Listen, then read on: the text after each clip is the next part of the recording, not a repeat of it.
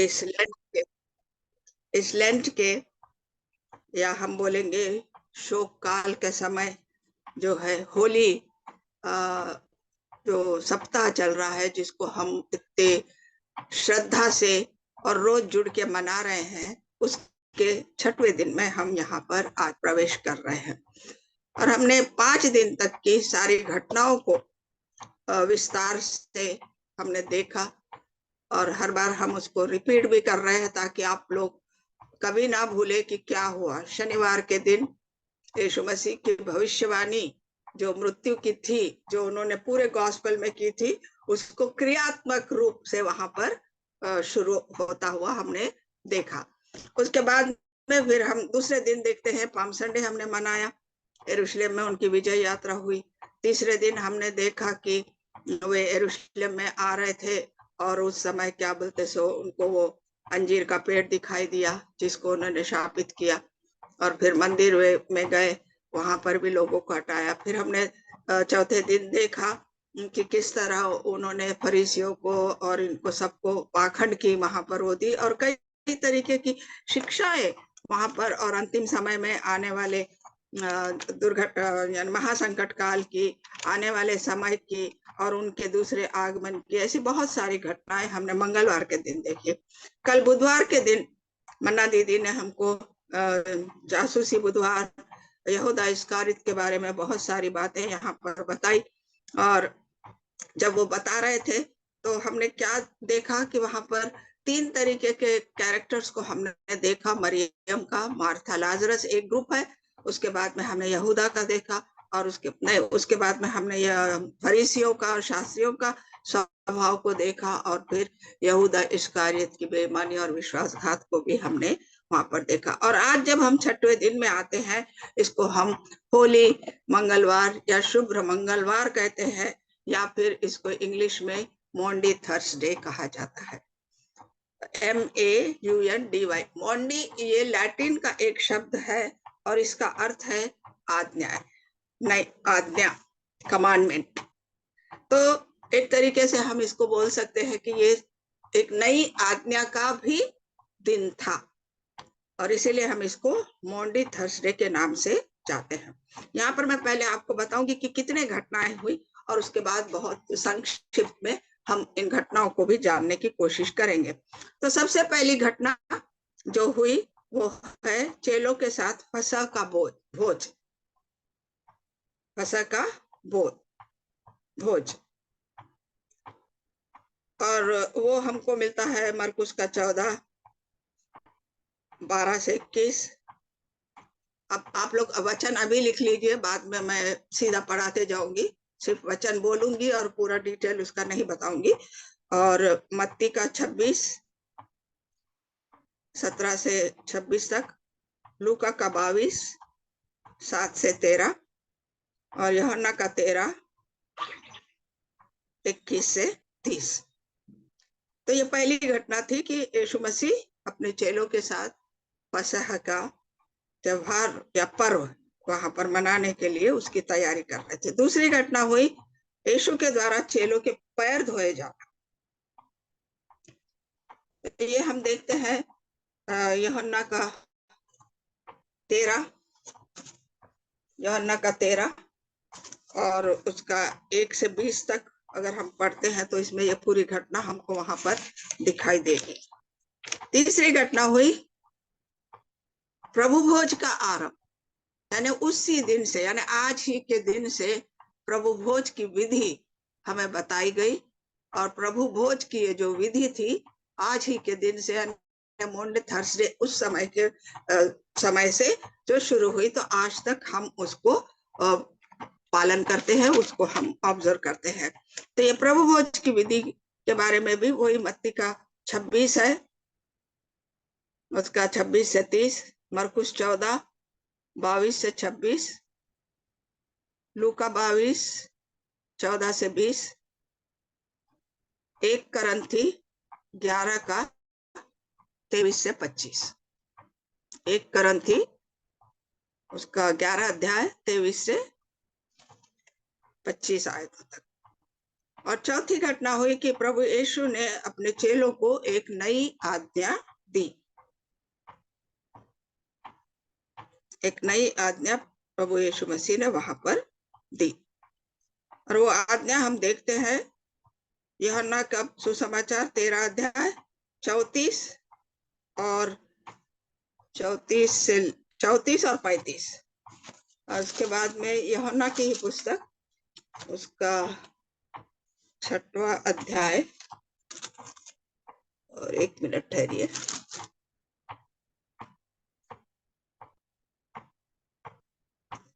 बराबर है उतना ही, यूहन्ना का 13, 34 और 35।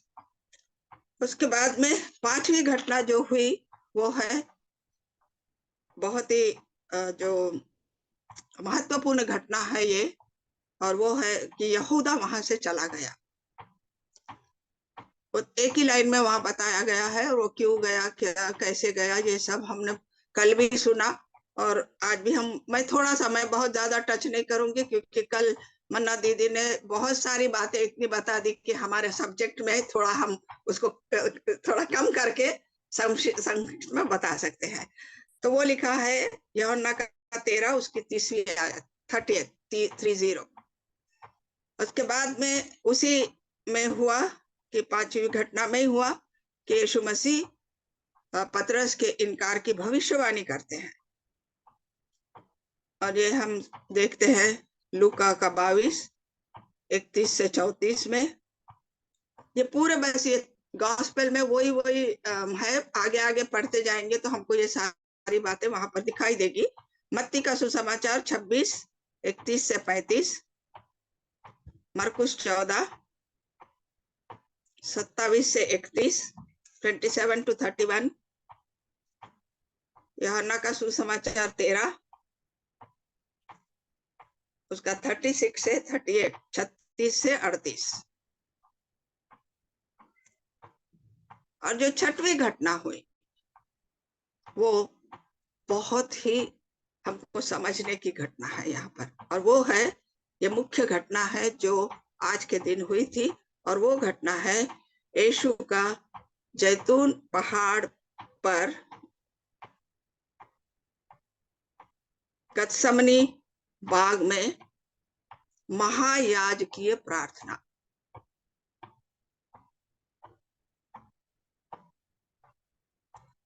वैसे तो रेफरेंसेस यहाँ बहुत से दिए गए हैं, लेकिन अगर हमको ये प्रार्थना के बारे में जानना है तो हमको ये लूका का 17 अध्याय जो है उसी के अंदर बहुत अच्छे से मिलता है, और हम उसी पर ध्यान देंगे। लूका का यूहन्ना का सुसमाचार, उसका 17 अध्याय, हम उसका लेकर अगर पढ़ते हैं तो पहली वचन से लेके 26 आयतों तक ये पूरी महायाजकीय प्रार्थना क्या है हम यहाँ पर जान पाएंगे। वैसे इसका रेफरेंस और भी मिलता है, मत्ती का 26, उसका 36 से 46, मरकुस का 14, 32 to 42, लूका का 22, 22, 39 to 46। ये है, लेकिन मैं इस महायाज की प्रार्थना को सिर्फ यूहन्ना की सुसमाचार की किताब में से ही आप लोगों को बताने की कोशिश करूंगी। और इसी 6वीं घटना में सॉरी, ये महायाज की प्रार्थना के बाद ही इमीडिएट यानी तुरंत बाद में यीशु मसीह को पकड़वाया जाता है। तुरंत बाद ये महायाज की प्रार्थना जैसे ही समाप्त होती और परमेश्वर जब बाहर निकलते, उस समय वहां पर यीशु मसीह को पकड़वाया जाता है, और उसको हम देखते हैं। उसके आगे पढ़ेंगे 18वां अध्याय, यूहन्ना का 18 अध्याय में वो दिया हुआ है, और लूका का 22, मैंने 46 वहां वचन दिया था आपको, 47 से 53, मत्ती का 26, 46 to 56,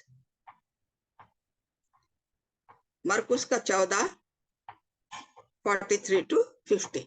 तो ये 6 घटनाएं जो है इनके बारे में हम थोड़ा थोड़ा यहाँ पर जानने की कोशिश करेंगे।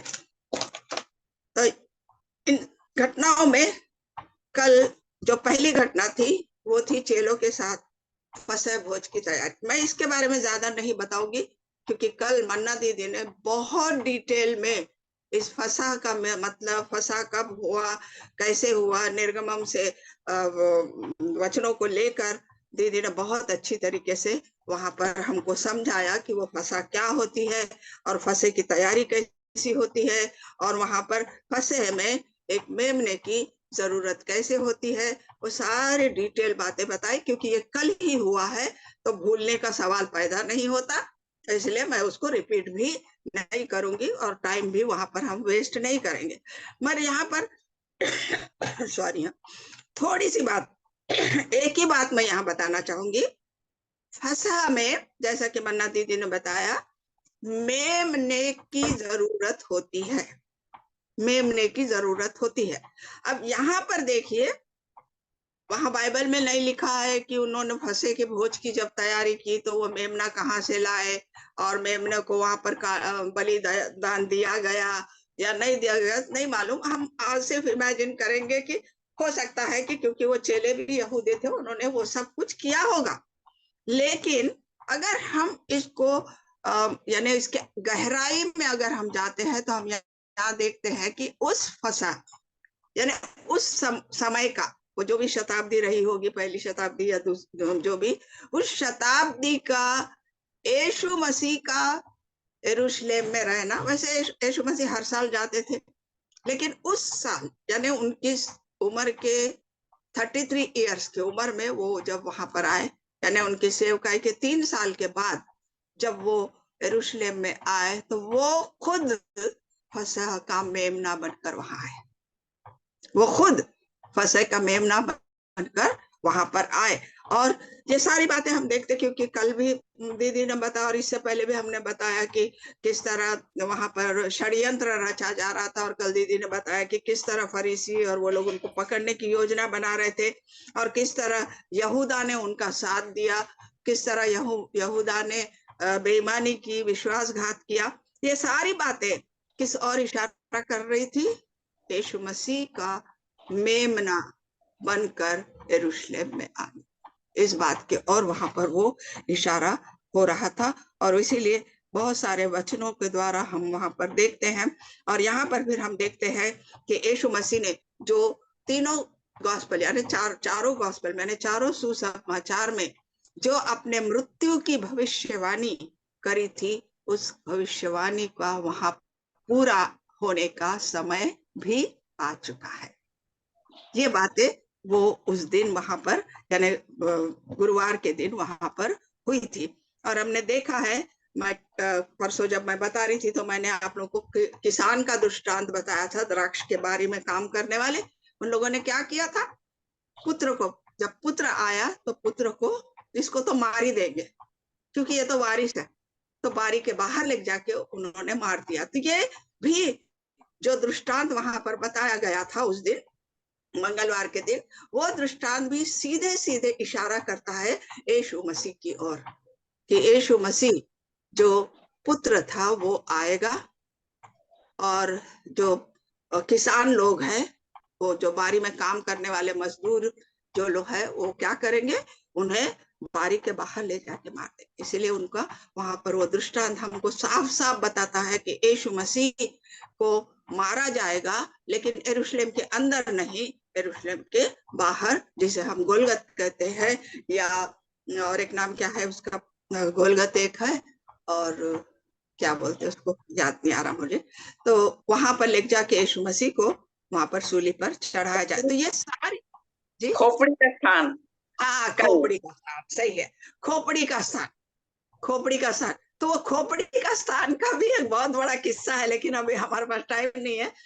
ऐसा माना जाता है कि गोलियत को जब मारा गया था तो उसकी खोपड़ी ले जाके वहां गाड़ी गई थी, इसीलिए उसको खोपड़ी का स्थान वहां पर कहा गया। ऐसा यानी जो लोग रिसर्च करते हैं, खोज करते हैं, उन लोगों ने वहां पर वो बात बताई है। तो हम देखते हैं कि पहले से लेकर आज के दिन तक जितनी भी भविष्यवाणियां हुई थी, हम एक एक करके उन भविष्यवाणियों को वहां पर पूरा होता हुआ देख रहे हैं। और इस फसह के दिन परमेश्वर यीशु मसीह, जिसे हम पुत्र परमेश्वर के नाम से बुलाते, वो खुद फसह का मेमना बनकर वहां पर आया था। और इस बारे में हमने बहुत से, अभी यही वीक में हमने बहुत सी बार यहाँ पर सीख लिए हैं कि वो हमारे पापों के लिए, हमारे गुनाहों के लिए, हमें क्षमा दिलाने के लिए, हमें उद्धार करने के लिए अब खुद ही वो क्या बन गया, मेमना बन गया। और ये बहुत सी बातें अगर आप इब्रानियों की पत्री पढ़ते हैं तो वहां पर बहुत अच्छे से लिखा गया है कि यीशु मसीह को ही मेमना बन के क्यों आना पड़ा, क्योंकि जो पाप बलि दिए जाते थे, दोष बलि दिए जाते थे पुराने नियम शास्त्र में, वो संपूर्ण नहीं थे। बार बार पाप करते थे, बलि देते थे, बार बार गलतियां करते थे, बलि देते थे, और इसीलिए एक बार के बलिदान के लिए वो यहाँ पर आया। तो ये फसह का थोड़ी सी बात मैंने बताई। उसके बाद में नेक्स्ट पॉइंट हमारा था कि यीशु मसीह के द्वारा चेलों के पैर धोए जाना। ये हम यहाँ पढ़ते हैं यूहन्ना की सुसमाचार उसका 13 अध्याय और उसकी 1 आयतों से लेके यहाँ पर लिखा गया है, लेकिन हम वो सारी आयतें हमको पढ़ने का उतना टाइम नहीं है। तो यहाँ पर पहले वचन में लिखा हुआ है कि फसह के पर्व से पहले जब यीशु ने जान लिया कि मेरी वह घड़ी आ पहुंची है कि जगत छोड़कर पिता के पास जाऊं, तो अपने लोगों से जो जगत में थे जैसा प्रेम वह रखता है, अंत तक वैसा ही प्रेम रखता रहे। और ये उसके आगे हम पढ़ेंगे तो वो यहूदा इस्करियोत के बारे में, इसके बारे में, सबके बारे में लिखा हुआ है। और उसके बाद वो यीशु मसीह उठकर अपने चेलों के पैर धोने के लिए जाते हैं। तो ये हम एक पैर धोने की विधि की तरह हम लोग इसको कई बार चर्चेस में, कई बार ग्रुप्स में, कई बार करते हैं, ताकि हम अपने जो चेले हैं उनके पैर धोते हैं, या अपने से जो बड़े हैं उनके पैर धो के हम यहाँ बताना चाहते हैं। क्या बताना चाह रहे थे यीशु मसीह? एक नमूना वो दे रहे थे। जो भी यीशु मसीह की शिक्षाएं हैं वो जो है हमारे लिए एक यानी हमको सीखने के लिए वहां पर यीशु मसीह ने बताया। तो यहाँ पर भी चेलों के पैर धोने का मतलब है, सबसे पहली बड़ी बात है ह्यूमिलिटी, नम्रता। नम्रता। यीशु मसीह तो खुद परमेश्वर थे, तो खुदा के इकलौते बेटे थे। और हम कई उदाहरण में आपको दे सकती जहां यीशु मसीह का डुअल रूप यानी 2 स्वभाव, मानवत्व और ईश्वरत्व, दोनों स्वभावों को हम देख सकते हैं। कई जगह पर हमने यहाँ पर बाइबल में हमने देखा है कि किस तरह कई कई जगह वो अपने मानव स्वभाव को दर्शाते थे और उसी क्षण वो अपने ईश्वरीय स्वभाव को भी वहां पर दिखाते थे। तो इससे हमको पता चल जाता है कि वो तो परमेश्वर थे, वो तो खुद एक खुदा के बेटे थे, यानी अपने पिता परमेश्वर के बेटे थे, जग में भेजे गए मानव रूप में, लेकिन उनके अंदर वो सारे ईश्वरत्व के गुण वहां पर थे। उसके बावजूद जो सच में मानव थे चेले, उनके पैर उन्होंने धोए। तो हमारे लिए यहाँ पर क्या शिक्षा दी गई है कि आपको सबसे पहले सेवक बनना है, सेवक बनना है। और यीशु मसीह ने भी कहा कि मैं सेवा करवाने नहीं, सेवा करने के लिए आया हूं। तो सेवा कब करेंगे? जब हमारे में नम्रता होगी, जब हम अपने आप को बहुत दीन बनाएंगे कि हमारा पद तो बहुत ऊंचा है, लेकिन हम उस पद का घमंड नहीं करेंगे, हम उस पद के लिए अहंकार की भावना हमारे दिल में नहीं रखेंगे, लेकिन हम एक सेवक के भी सेवक बन जाएंगे। तब वो होगी प्रभु यीशु मसीह की नम्रता को दिखाना, सेवक के भी सेवक बनना।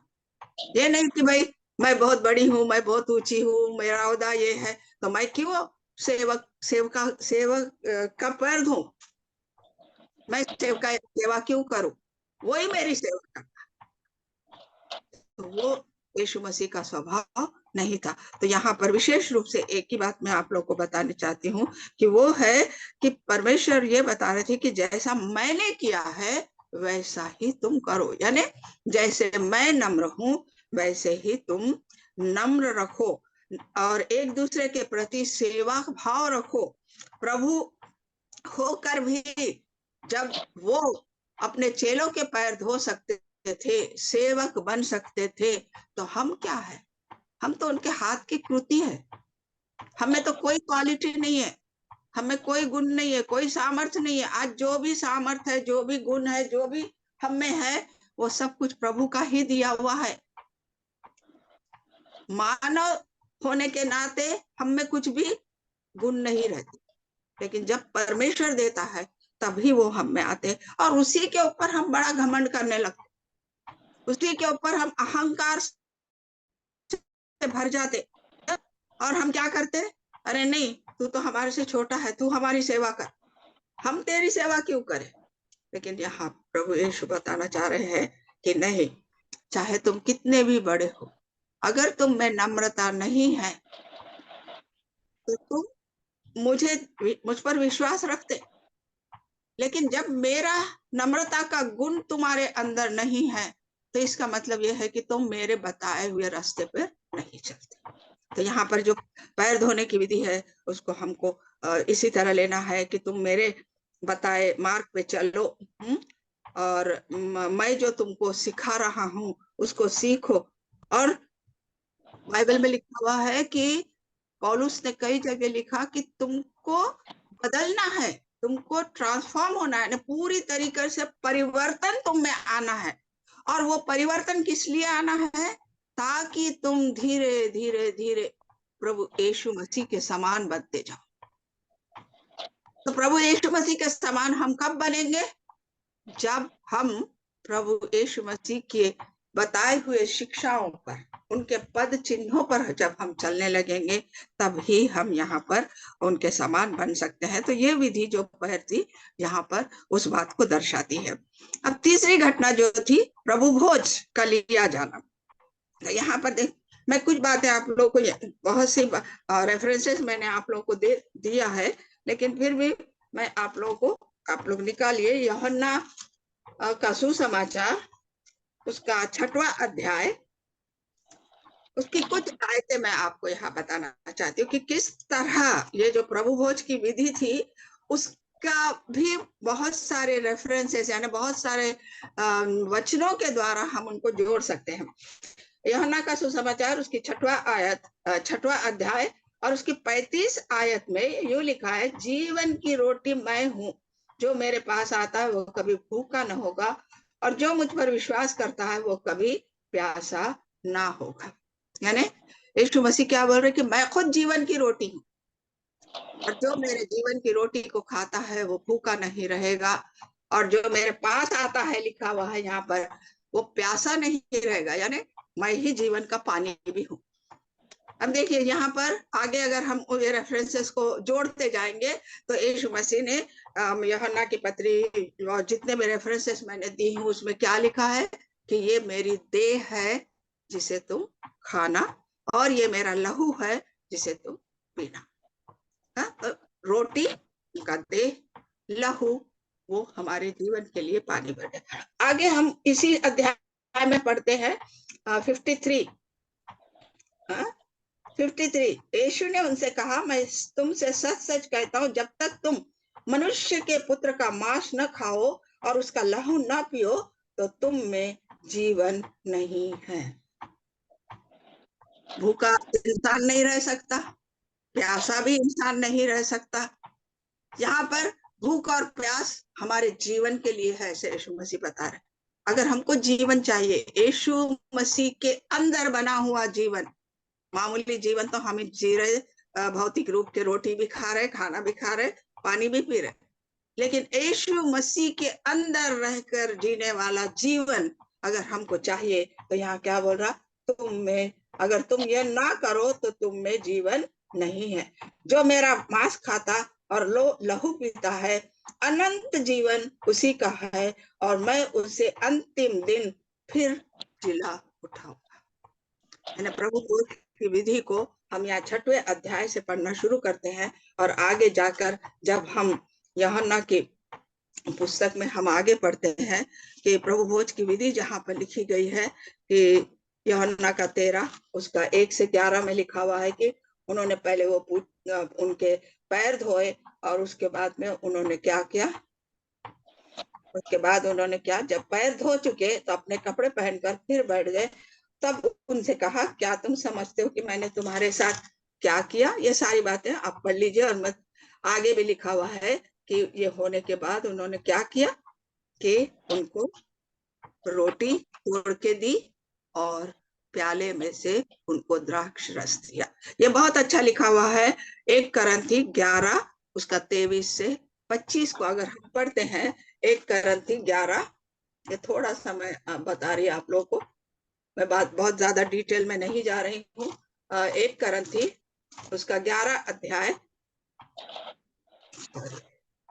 1 करंथी उसका 11 अध्याय और उसके 23 से 25 आयतें, वहां पर प्रभु भोज के विषय में लिखा हुआ है कि वहां पर प्रभु भोज को हमको कैसे लेना चाहिए, प्रभु भोज की इज्जत हमको कैसे करनी चाहिए, और जब जब हम इकट्ठे होते हैं तो प्रभु भोज लेना चाहिए। परमेश्वर ने जो कुछ हमारे लिए त्याग किया उसके स्मरण के लिए हमको वो करना चाहिए, ये सारी। और यहाँ पर एक ही बात मैं आपको बताना चाहती कि प्रभु भोज लेते समय यहाँ पर एक बात लिखी, क्योंकि जब कभी तुम ये रोटी खाते और इस कटोरे से पीते हो तो प्रभु की मृत्यु को जब तक वह न आए प्रचार करते रहना। तो प्रभु भोज लेने का मेन उद्देश्य क्या है? प्रभु भोज के बारे में हम जब लेते हैं तो इसका प्रचार, यानी परमेश्वर का शुभ समाचार, गुड न्यूज हमको वहां पर करना है। और आगे भी क्या लिखा हुआ है कि तुम क्या करो, प्रभु भोज लेने से पहले तुम अपने आप की परीक्षा करो, क्या तुम प्रभु भोज लेने के योग्य हो या नहीं।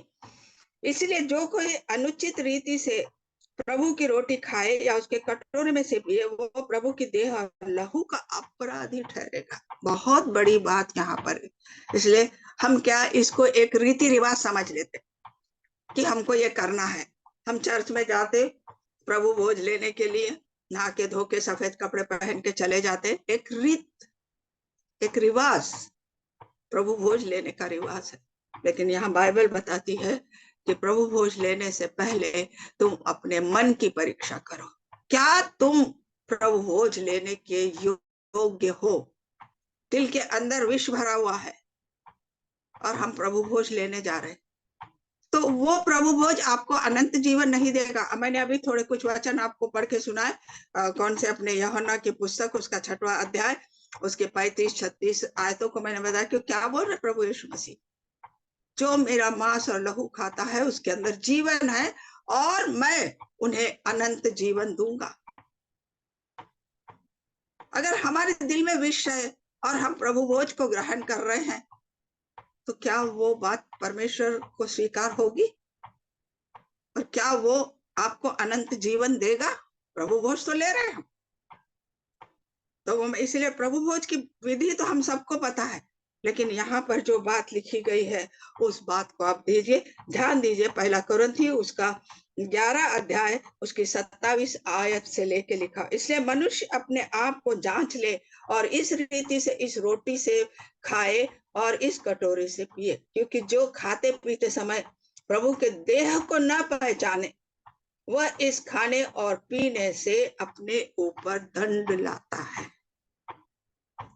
तो मेरे प्यारे बच्चों, कभी भी प्रभु भोज को इतना हल्का मत समझो कि हम चर्च गए, अब आज प्रभु भोज है, हमने नहा स्नान वगैरह कर लिया, हम अच्छे पवित्र हो गए और हमने शुभ्र कपड़े यानी सफेद कपड़े पहन लिए जो पवित्रता की निशानी है, तो हम योग्य हो गए।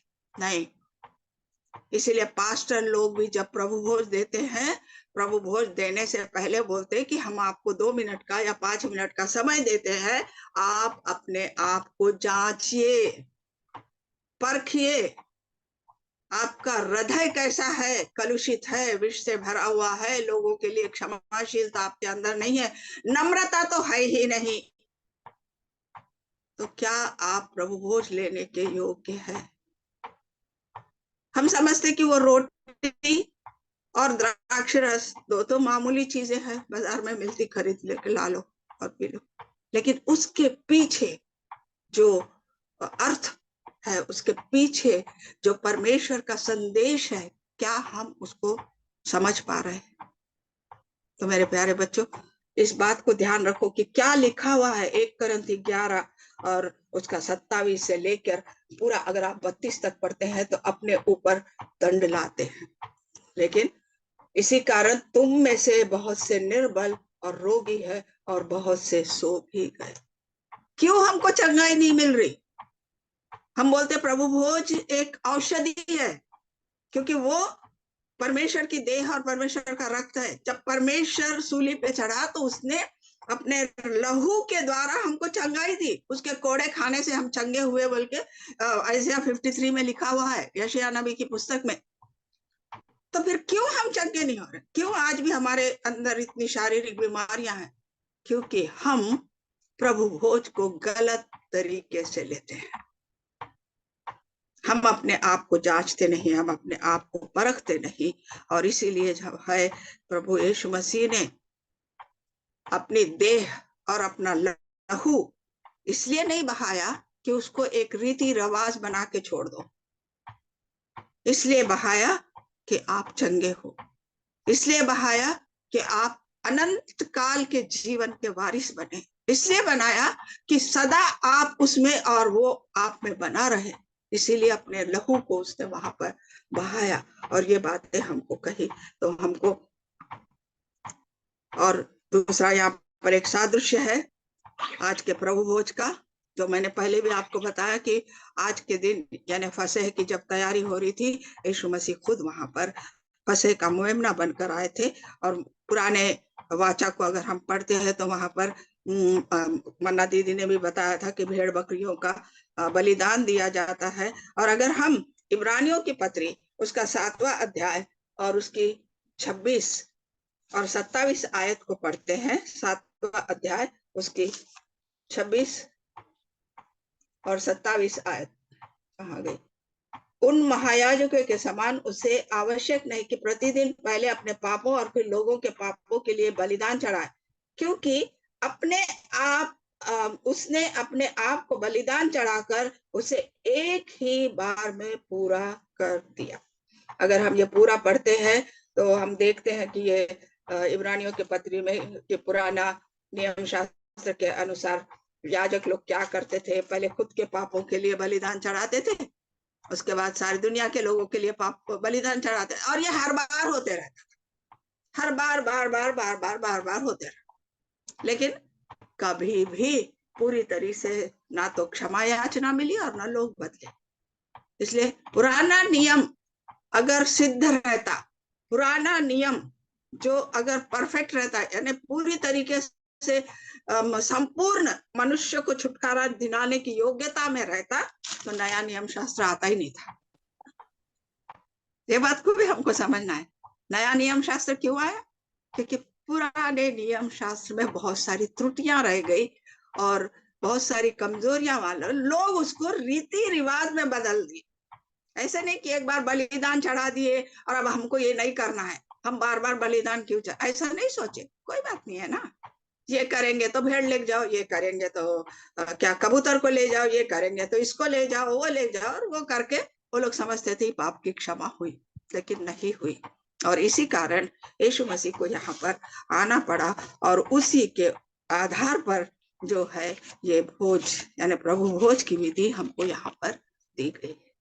ये बहुत लंबा विषय है, मन्ना दीदी को भी पता है और जरीना को भी पता है। थोड़े से समय में हम नहीं बता सकते, लेकिन जो भी उसके अंदर का सार था मैंने आप लोगों को वहां पर बता दिया। और पर्टिकुलरली आपको ये बताया कि प्रभु भोज इसको एक ये विधि जरूर है, लेकिन इसको रीति रिवाज समझ के मत लो। अपने आप को जांचो, अपने आप को परखो, क्या हम उस विधि को लेने के लिए तैयार है। और उसके बाद उस प्रभु भोज के अंदर आप शामिल हो तो आपको जीवन भी नहीं, लेकिन प्रभु यीशु मसीह के अनंत काल के जीवन में प्रवेश पाने का भी आपको अधिकार वहां पर मिलेगा। उसका चौथी घटना हुई कि प्रभु यीशु ने एक नई आज्ञा हमको वहां पर दी, और जो कि लिखी हुई है। देखो, यीशु मसीह ने ऑलरेडी 10 मोसेस की जितनी आज्ञाएं थी, 10 कमांडमेंट्स हम बोलते, 10 आज्ञाएं थी, उन 10 आज्ञाओं को घटाकर यीशु मसीह ने 2 आज्ञाएं हमको दी। वो 2 आज्ञाएं क्या थी? कि तुम परमेश्वर से अपने मन से, बुद्धि से, अपने शक्ति से प्रेम करो। दूसरी आज्ञा क्या थी कि जैसे तुम अपने आप से प्यार करते हो वैसे ही तुम अपने पड़ोसी से। अब पड़ोसी का मतलब मेरे घर के बाजू रहने वाला नहीं, हर कोई जो तुम्हारे संबंध में आता है। अपने चर्च की कलीसिया के लोग होने दो, अपन जहाँ पर जॉब करते हैं वहां अपने सहयोगी होने दो, या हम रास्ते पे जाते हैं रोज भाजी खरीदने, वो भाजी वाली होने दो, दूध वाला होने दो, जो भी हो वो सब हमारा पड़ोसी है। तो उससे वैसा ही प्रेम रखो जैसा तुम अपने आप से रखते हो। अब इसके बाद जब यीशु मसीह सूली पे चढ़ाने के लिए, पता था उनको कि घड़ी आ गई है, क्योंकि उन्होंने सारे इशारे दे दिए थे, सारी बातों का संकेत उन्होंने वहां पर बता दिया था। तब उन्होंने और एक आज्ञा चेलों को दी, और जो कि यूहन्ना की पुस्तक अगर हम पढ़ते हैं, यूहन्ना की पुस्तक यीशु समाचार 13 उसका 34 और 35 आयत में लिखा हुआ है, मैं तुम्हें एक नई आज्ञा देता हूं कि एक दूसरे से प्रेम रखो जैसा मैंने तुमसे प्रेम रखा है। यीशु मसीह का तो प्रेम अपरंपार, अपरिमित, अगापे प्यार बोलते हम। यीशु मसीह बोल रहा मैंने जैसा तुमसे अगापे प्यार रखा वैसा रखो। हम वैसा तो नहीं रख पाते, लेकिन उसमें से थोड़ा सा प्यार, राई के दाने बराबर प्यार तो हम एक दूसरे के ऊपर रख ही पाते हैं। उतना अगापे प्यार तो हम नहीं दे पाएंगे जो यीशु मसीह ने दिया, बलि देने के हद तक, अपना खून बहाने के हद तक, कोड़े खाने के हद तक उसने अपने प्यार को बताया। वैसा ही तुम भी एक दूसरे से प्रेम रखो। फिर क्या आगे क्या लिखा हुआ है, बहुत अच्छी बात है, यदि आपस में प्रेम रखोगे तो इसी से सब जानेंगे कि तुम मेरे चेले हो। यानी पूरी बाइबल अगर हम देखते हैं उत्पत्ति से लेकर प्रकाशित वाक्य तक, वहां पर वो बाइबल जो है ना, ये एक लव बुक है। This is a love book, प्रेम की कहानी है ये किताब। हर जगह परमेश्वर ने प्रेम प्रेम प्रेम बता। आदम हवा ने जब पाप किया तो यीशु मसीह ने क्या पिता परमेश्वर ने क्या उनको छोड़ दिया? नहीं, वो तो उनसे प्यार करता था। अदन बाग में से बाहर निकाल जरूर दिया, लेकिन उन्होंने छोड़ा नहीं। वो जानता था कि ये मानव है और ऐसा है, तो उनको बचाने के लिए कितनी कितनी बातें की, कितने भविष्यवक्ताओं को भेजा, कितने लोगों को उनको बचाने के लिए भेजते गया। क्यों? वो जो रिश्ता टूट गया था उस रिश्ते को फिर से वो जोड़ना चाहता था।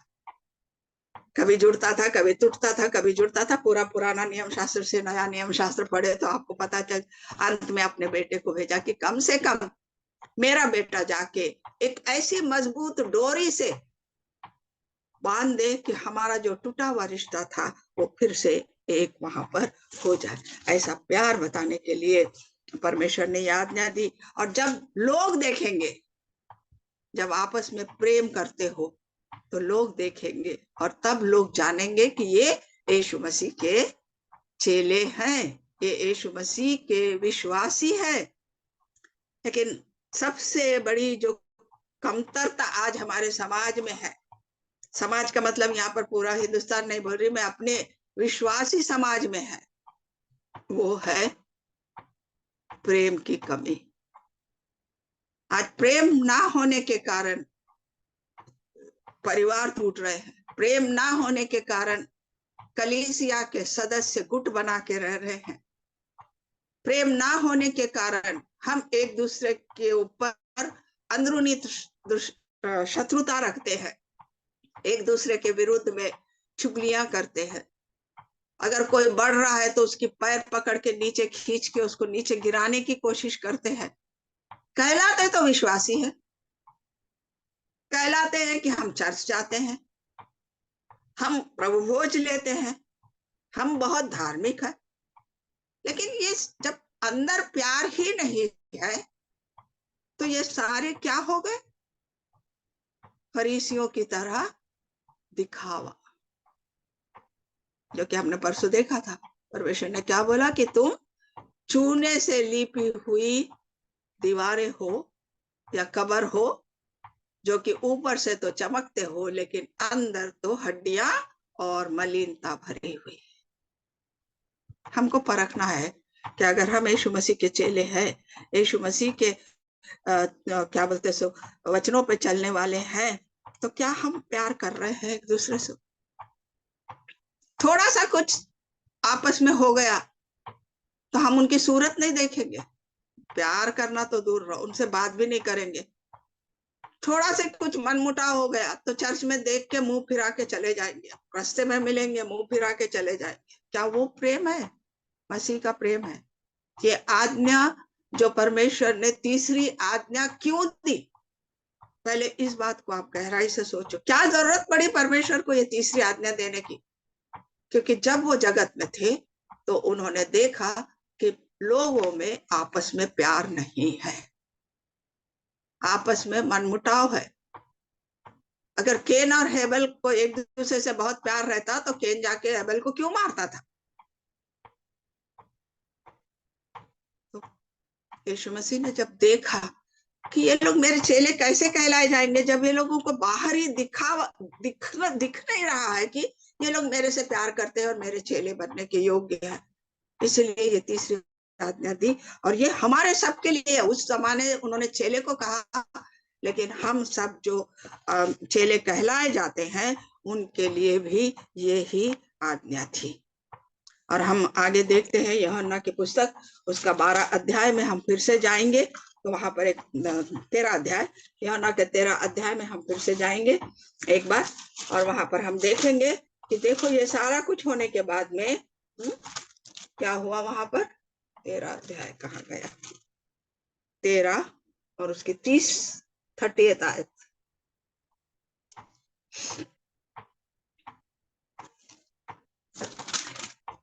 देखिए यहाँ पर लिखा हुआ है, ये सारी घटना यानी पांचवी घटना जो हुई वो मैं आप लोगों को बता रही हूँ अभी। ये पांचवी घटना में वहां पर क्या हुआ ये हम देखेंगे। विश्वासघात की और संकेत किया, प्रभु भोज हो गया, पैर धोने की विधि हो गई, सब कुछ हो गया। और उसके बाद कल मन्ना दीदी ने भी बहुत अच्छे से बताया, इसलिए मैं बहुत ज्यादा इसमें नहीं जा रही हूँ। वहां पर क्या किया यीशु मसीह ने, अगर हम 26 आयतों से पढ़ते हैं तो वहां पर, जिसे मैं यह रोटी का टुकड़ा डुबा कर दूंगा वही है जो करेगा वो इसके बारे में बोला। उसके बाद परमेश्वर ने 27 आयत में क्या, जो तू करता है तुरंत कर, ये बता दिया। और उसके बाद में क्या हुआ वहां पर, अतः वो टुकड़ा लेकर तुरंत बाहर चला गया, यह रात्रि का समय था। क्या हुआ, उसने प्रभु भोज भी लिया, परमेश्वर से पैर भी धुलवा लिए, परमेश्वर के साथ बैठ के खा भी लिया। और जैसे ही परमेश्वर ने उससे बोला कि जो तू करना चाहता है वो तुरंत कर, क्योंकि शैतान तो उसके अंदर समाई गया था, वो वहां से चला गया। सवाल है कि वो कहाँ गया? कहाँ गया वो अपनी उस योजना को पूरी करने की तैयारी को के लिए वहां से चले गया। यानी हम ये बोल सकते हैं कि वो कहाँ गया? फरीसियों, शास्त्रियों, सदुकियों के पास चला गया होगा और उनसे कह रहा होगा कि ठीक है अभी रात्रि का समय है और हम वहां पर, मैं आप लोग को संकेत दूंगा और वो संकेत में आ जाओ। शायद ये सारी योजनाएं वो वहां पर कर रहा होगा, या बाइबल में तो वो नहीं लिखा है, लेकिन हम इमेजिन करते हैं कि वो चला गया, ऐसा लिखा गया है। तो कहाँ गया और क्यों गया, ये सवाल हम अपने आप से पूछेंगे। एक उसका उत्तर एक बहुत साफ है कि वो उस जगह गया जहां पर उसको पैसे मिलने वाले थे। वो उन लोगों के पास गया जिन लोगों ने उसको पैसे देने का वादा किया था, और वो उस योजना की पूर्ति के लिए कौन सा स्थान, अब परमेश्वर कहाँ जाने वाले हैं, कहाँ बैठने वाले हैं, कहाँ पर उठने वाले हैं, और किस जगह पर मैं उनको संकेत दूं ताकि वो लोग आके उसको पकड़ ले, ये सारी बातों को पूरी करने के लिए वहां पर वो चला गया। और वहां पर्टिकुलर लिखा गया है कि वह रात्रि का समय था। रात हो गई थी। क्यों लिखा गया रात्रि का समय था? अंधकार। रात्रि का समय मतलब अंधकार, अंधकार मतलब शैतान का राज्य। इसीलिए वो रात्रि के समय वहां से उस शैतानी कारनामों को पूरा करने के लिए वहां से चला गया। और उसी के बाद ही परमेश्वर जो है पतरस के इनकार के, अगर हम उसी अध्याय 13 अध्याय उसके 36 आयत से लेके हम पढ़ते हैं तो यीशु मसीह ने 3 बार यानी वहां पतरस बोलता, जहां तू जाता है हे प्रभु, अभी मैं तेरे पीछे क्यों नहीं आ सकता, मैं तो तेरे लिए अपना प्राण भी दे दूंगा बोल रहा।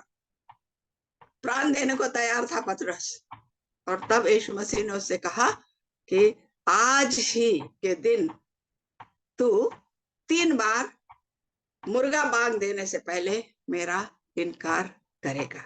और आपको ये पतरस के इनकार की भविष्यवाणी यहाँ पर मैंने अभी बता दिया। यूहन्ना का सुसमाचार 13 अध्याय उसके 36 से लेके 38 आयतों तक मिलता है। लूका का 22 31 से 34, मत्ती का 26 31 से 35, मरकुस का 14 27 से 31 में आपको ये पतरस के इनकार की बातें वहां पर आप पढ़ ले सकते हैं। हम लास्ट घटना की ओर जाते हैं और वो है सबसे महत्वपूर्ण घटना। सबसे महत्वपूर्ण घटना है ये 6वीं घटना जो कि हम यहाँ पर अभी देखने जा रहे हैं। और ये घटना है कि खाना होने के बाद में वो लिखा गया है वहीं पे, अगर हम पढ़ते आगे तो वचन कहाँ गया वो कि शायद इसमें नहीं है, मरकुस या मत्ती में है कि भजन गाने के बाद वो लोग बाग में चले गए। वो अभी मुझे मिल नहीं रहा है वचन, लेकिन वहां पर लिखा हुआ है, शायद मत्ती में होगा या मरकुस में होगा वो वचन, वही 12 या 13 अध्याय मरकुस के होगा कि खाना समाप्त होने के बाद उन लोगों ने भजन गाया और उसके बाद वो लोग बगीचे में चले गए। तो कौन से बगीचे में चले गए, ये हम दूसरे बहुत सारे आयतें हैं और रेफरेंसेस भी है, लेकिन हम यहाँ पर 17 ही को लेंगे, यूहन्ना का 17, और उसको हम पढ़ेंगे। उसमें से कुछ कुछ इंपॉर्टेंट चीजें मैं आपको बताऊंगी। तो यहाँ पर अगर आप बाइबल खोलते हैं तो वहां पर भी बहुत साफ तरीके से वहां लिखा गया है कि परमेश्वर ने गत्समनी बाग में 3 तरीके की प्रार्थनाएं की। पहली स्वयं के लिए यानी खुद के लिए प्रार्थना की, उसके बाद अपने चेलों के लिए प्रार्थना की, और उसके बाद सभी विश्वासियों के लिए उन्होंने प्रार्थना की। खुद के लिए प्रार्थना की उन्होंने कि यीशु मसीह बड़े दुविधा में थे, पता था उनको वो घड़ी आ गई है। और अगर हम आगे पढ़ते हैं सारी बातों के लिए 18 में और 15 में यूहन्ना के मत्ती के, तो वहां पर यीशु मसीह 3 बार गत्समनी बाग में जाते हैं और वो लोग अपने चेलों को बोलते हैं कि तुम यहाँ पर ठहरो, मैं प्रार्थना करने जाता हूँ। और जब वो प्रार्थना करके आते हैं उनका मन बहुत व्याकुल था, बहुत दुखी था, और उन्होंने वो दुख में आके परमेश्वर से ये भी प्रार्थना की थी कि हो सके तो ये प्याला मेरे से हटा ले, लेकिन बाद में बोला कि नहीं, मेरी इच्छा नहीं परमेश्वर, तेरी इच्छा को पूरी होने पाए। क्योंकि यहाँ पर भी हम उनके मानव स्वभाव को और उनके ईश्वरीय स्वभाव को देखते हैं। जब उन्होंने कहा कि पेला या हो सके तो ये प्याला मेरे सामने से हटा ले, मानव कष्ट में से हमको बाहर निकाल, मानव स्वभाव। लेकिन जब उन्होंने कहा कि नहीं, मेरी इच्छा नहीं पर प्रभु पिता तेरी इच्छा पूरी हो, उनका ईश्वरी स्वभाव वहां हमको दिखाई देता। तो ऐसे 3 बार वो गत्सेमनी बाग में उन्होंने जाके प्रार्थना की। और जब प्रार्थना की तो उन्होंने किस किस लोगों के लिए प्रार्थना की यहाँ पर, इसीलिए हम इसको महायाजकीय, क्योंकि हमने देखा है बाइबल में कि महायाजक बन के परमेश्वर की दाहिनी ओर वो बैठा है, ऐसा बाइबल में लिखा हुआ है। तो हमारा महायाजक कौन है? यीशु मसीह है। और इसीलिए उन्होंने वो महायाजकीय प्रार्थना यहाँ पर की। और यहाँ पर उन्होंने बहुत साफ लिखा कि हे पिता, वो घड़ी आ चुकी है, वो घड़ी आ गई जब मेरे को तेरी आज्ञा की संपूर्णता को पहुंचाना है। और वो संपूर्णता क्या थी?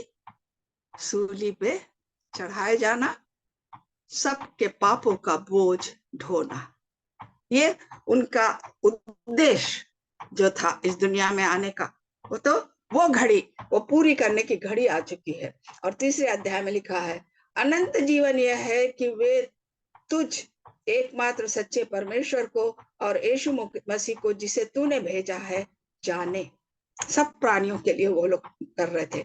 और अब हे पिता, तू अपने साथ मेरी महिमा उस महिमा से कर जो जगत की दृष्टि से पहले मेरी तेरे साथ। यहाँ पर कुछ लोग पूछते कि उत्पत्ति के समय में क्या यीशु मसीह थे? यहाँ पर बताया है, देखो, जगत के सृष्टि से पहले, यानी जगत के सृष्टि से पहले भी यीशु मसीह वहां पर थे। क्योंकि हम जब उत्पत्ति का पहला अध्याय और पहले आयतें पढ़ते तो वहां पर आत्मा क्या लिखा है, आत्मा तरंगों की तरह वहां पर लहरा रहा था।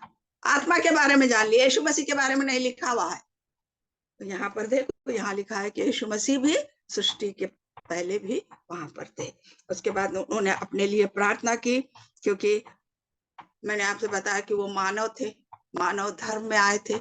मानव धर्म की थोड़ी बहुत कमजोरियां उनके अंदर थी, लेकिन उन्होंने हमेशा उसको क्या किया, ओवरटेक, यानी उन्होंने उसको विजय पाई। उन सारी मानव की जो त्रुटियां थी उस पर विजय उन्होंने पाई। लेकिन उस समय तो वो मानव ही थे ना।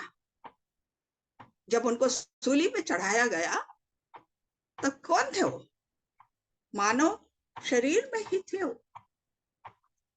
तो उन्होंने अपने लिए भी वहां पर प्रार्थना की। उसके बाद फिर उन्होंने क्या प्रार्थना की?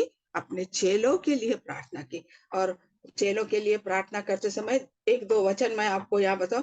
मैं उनके लिए विनती करता हूँ, संसार के लिए विनती नहीं करता, संसार के लिए नहीं, पहले चेलों के लिए, परंतु उन्हीं के लिए जिन्हें तूने मुझे दिया है। तो एक बात साफ है यहाँ पर, जब तक पिता परमेश्वर हमको यीशु मसीह से नहीं जोड़ता, हम यीशु मसीह के साथ जुड़ नहीं पाते। यहाँ क्लियर लिखा है, उन्हीं के लिए जिन्हें तूने मुझे दिया है। यीशु मसीह को हम दिए जाते हैं, चुने जाते हैं यीशु मसीह को देने के लिए, उनके लिए प्रार्थना करते हैं। आगे 11 में लिखा है, मैं अब जगत में न रहूंगा, परंतु ये जगत में रहेंगे, और मैं तेरे पास आता हूँ। हे पवित्र पिता, अपने उस नाम से जो तूने मुझे दिया है उनकी रक्षा कर, कि वे हमारे समान एक रहे। देखो उनकी प्रार्थना कितनी निस्वार्थ, कितनी अतुल, अमूल्य, असमित, अपरिमित, एक ऐसे प्यार से भरी हुई थी। इन्हीं वचनों में दिखते, हमको बाहर देखने की जरूरत नहीं है, कि उनकी रक्षा करके वे हमारे समान एक रहे। आगे हम बहुत सी बातें हैं, मैं पूरे नहीं पढ़ रही। 15वें आयत में, मैं यह विनती नहीं करता कि तूने उन्हें जगत से उठा ले। ये नहीं बोल रहे कि जगत तो नाशवान वस्तु है और जो मेरे चेले हैं उनको तकलीफ होगी, उनको सतावा होगा, उनको कष्ट होगा, उनको उठा ले बोल के नहीं बोल रहा परमेश्वर। उनको उठाने के लिए नहीं बोल रहा। यहाँ ये लिखा, मैं विनती नहीं करता कि तू उन्हें जगत से उठा, परंतु यह कि तू उन्हें उस दुष्ट से बचाए, यानी शैतान से उनकी रक्षा करने के लिए आज भी पिता परमेश्वर के दाहिने और बैठ के परमेश्वर जो हमारे यीशु मसीह हमारे उद्धारक है, वो आज भी हमारे लिए प्रार्थना करते हैं कि ये तो जगत में है, लेकिन इन्हें दुष्टों से, यानी शैतान की चालों से बचाए रख। उसके बाद में अंत में 18वें वचन में, जैसे तूने मुझे जगत में भेजा, वैसे मैं भी उन्हें जगत में मैंने भेजा, और उनके लिए मैं अपने आप को पवित्र करता हूँ, ताकि वे भी सत्य के द्वारा पवित्र को जानने पाए। देखो कितनी अच्छी प्रार्थना चेलों के लिए उसने की। आप एक एक वचन पढ़ना, समय के कमी के कारण मैं पूरे पैराग्राफ नहीं पढ़ पाई, लेकिन आप पढ़ लेना। उसके बाद में लास्ट देखो, यीशु मसीह ने अन्य जातियों को नहीं छोड़ा, सिर्फ उसके जो चेले थे उनके लिए प्रार्थना की। क्या? सभी विश्वासियों के लिए, सभी विश्वासियों में आप मैं सभी हूं। यानी यहाँ सभी विश्वासी का मतलब है जिन्होंने उन पर विश्वास किया, यानी अन्य जाति के लोग जो भी यीशु मसीह के नाम पर विश्वास करेंगे, उनके लिए भी यीशु मसीह ने उनका स्वीकार किया। मतलब कि तुम मेरे नाम पर विश्वास करो, तुम कोई भी रहो, कोई भी जाति के रहो, कोई भी भाषा बोलने वाले रहो, किसी भी प्रदेश के रहो, अगर तुम मुझ पर विश्वास रखते हो तो मैं तुम्हारे लिए भी प्रार्थना करता हूँ कि हे पिता, मैं चाहता हूँ कि जिन्हें तूने मुझे दिया, जहां मैं हूँ वहां वे भी मेरे साथ हो, कि वे मेरी उस महिमा को देखे जो तूने मुझे दी है। मैंने विश्वासियों के लिए भी प्रार्थना की कि ये दुनिया में ना छूटे, दुनिया के महासंकट में ना गिरे, क्योंकि इन्होंने मुझ पर विश्वास किया। पहले वचन में लिखा, मैं केवल इन्हीं के लिए विनती नहीं करता, परंतु उनके लिए भी जो इनके वचन के द्वारा मुझ पर विश्वास करते। इनके वचन के, चेलों के वचन के। अब हमारे लिए तो चेले थे नहीं थे, लेकिन हमारे लिए क्या है, ये है। यहाँ पर परमेश्वर का बोलने का मतलब है, जिसने इन वचनों के ऊपर विश्वास किया वो सब मेरे अपने हैं। उन सभी को परमेश्वर तू एक अच्छा जीवन दे, और वो सब क्या, आगे दूसरे वचन है कि वे सब एक हो, जैसा तू हे पिता मुझ में और मैं तुझ में हूँ, वैसे ही वे भी हम में हो, जिससे संसार विश्वास करे कि तूने मुझे भेजा है। यानी अन्य जाति के लोग अगर वचन सुन के आप और हम अन्य,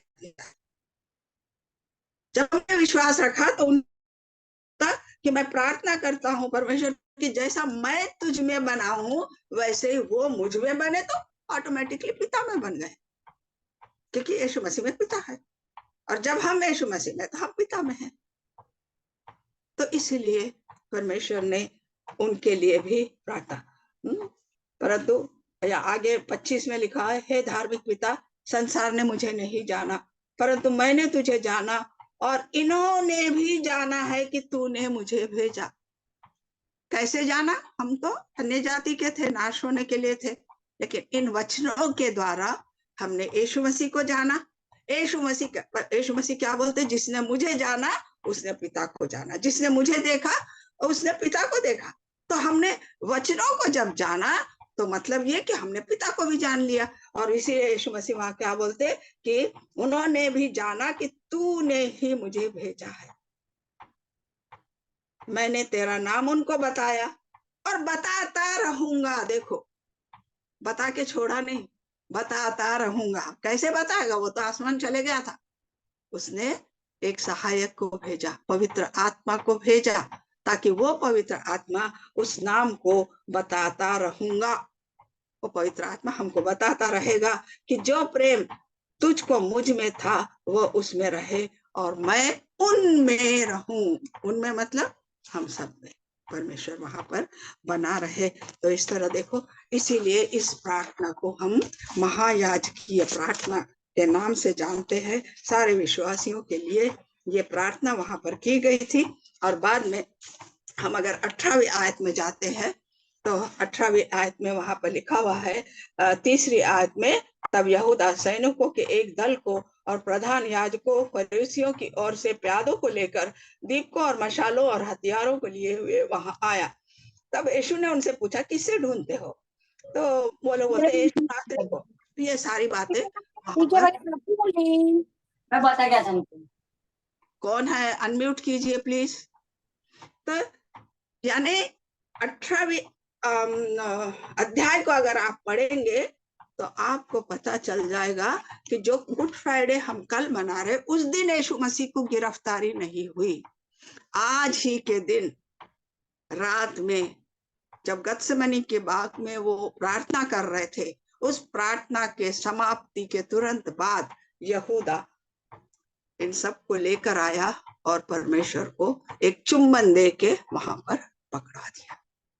अब उसके बाद में आज की रात से लेके कल सूली पर चढ़ाए जाने तक कुछ घटनाएं हुई है, वो हम कल देखेंगे। तो थोड़े से समय में जो कुछ मैं बता सकी, अगर मन्ना दीदी कुछ गलती हो गई होगी तो माफ कर देना। जितना भी मुझे समय मिला था वो समय में मैंने इन सारी घटनाओं के बारे में बताया। परमेश्वर इन वचनों के ऊपर आप सभी को आशीषित करे। कामाक्षी, कामाक्षी, हेलो कामाक्षी। कामाक्षी, हाँ, एक दो लोगों से आप फीडबैक ले लीजिए, हम देते हैं जो कुछ। हाँ, जो पुराने अपने लोग हैं उनको भी दीजिए। अभी तक हम लोग नए नए लोगों को भी दे रहे हैं, लेकिन आप जो भी है, आज कम लोग भी जुड़े हैं। तो दीजिए। अगर आप भी बोलना चाहती है तो रानी घोष को दीजिए आज समय। रानी घोष, ठीक आज है आपने क्या सीखा? दीदी। रानी को दीदी, आपने जो भी बचपन से जो सीखा है थोड़ा आप